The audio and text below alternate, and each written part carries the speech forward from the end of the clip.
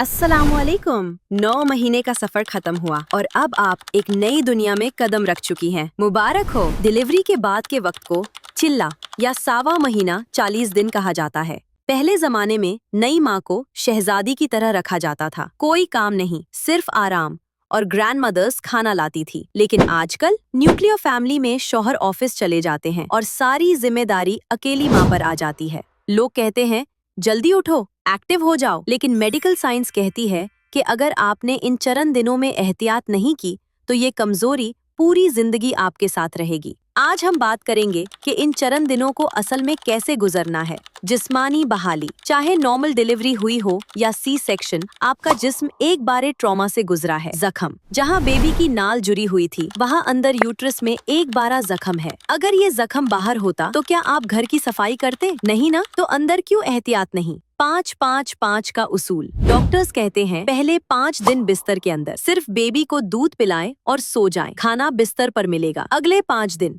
बिस्तर के ऊपर आप बैठ सकती हैं, टीवी देख सकती हैं, लेकिन घर के काम बिल्कुल नहीं। अगले 5 दिन बिस्तर के करीब थोड़ा सा किचन तक चलना या शावर लेना अलाउड है। फायदा। अगर आप ये आराम करेंगी तो आपका यूट्रस जल्दी वापस अपनी जगह जाएगा और बैक पेन का मसला नहीं होगा। देसी मिथ्स। अब आते हैं उन बातों पर जो बुजुर्ग कहते हैं लेकिन डॉक्टर्स मना करते हैं। मिथ नंबर 1, नहाना मना है। कहा जाता है नहाने से पेट फूल जाएगा। ये बिल्कुल गलत है। हकीकत। डिलीवरी के बाद पसीना, दूध और खून की वजह से बैक्टीरिया पैदा होते हैं। अगर आप नहीं नहाएंगी तो ताकों में इन्फेक्शन हो सकता है। नीम गर्म पानी से रोज नहाएं। सफाई निस्फ ईमान है। मिथ नंबर 2, हवा लगना। गर्मियों में कमरा बंद करके मोटी रजाई ओढ़कर बैठना खतरनाक है। नई माँ को हीट स्ट्रोक हो सकता है। एडवाइस। एसी चलाना सेफ है, बस हवा का रुख सीधा अपने ऊपर न रखें। कमरा ठंडा रखें ताकि नींद अच्छी आए। निफास। इस्लाम में इसे निफास कहते हैं और मेडिकल में लोचिया। ये ब्लीडिंग 4 से 6 हफ्ते तक होती है। रंग बदलने का अमल। पहले 3 से 4 दिन खून गहरा लाल होगा, फिर आहिस्ता आहिस्ता गुलाबी और आखिर में सफेद पीला हो जाएगा। खतरे की घंटी। अगर ब्लीडिंग हल्की हो गई थी और अचानक दोबारा तेज लाल शुरू हो जाए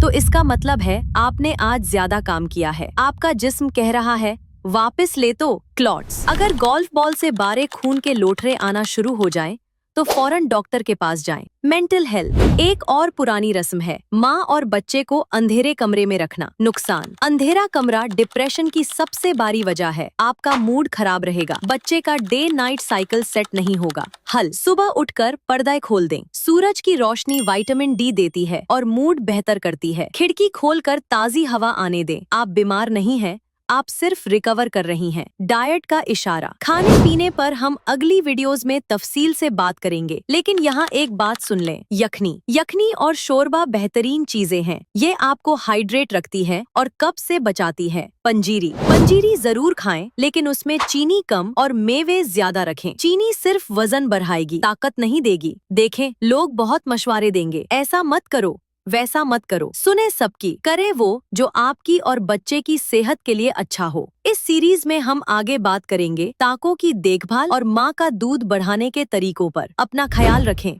क्योंकि अगर माँ ठीक है तो घर ठीक है। अल्लाह हाफिज।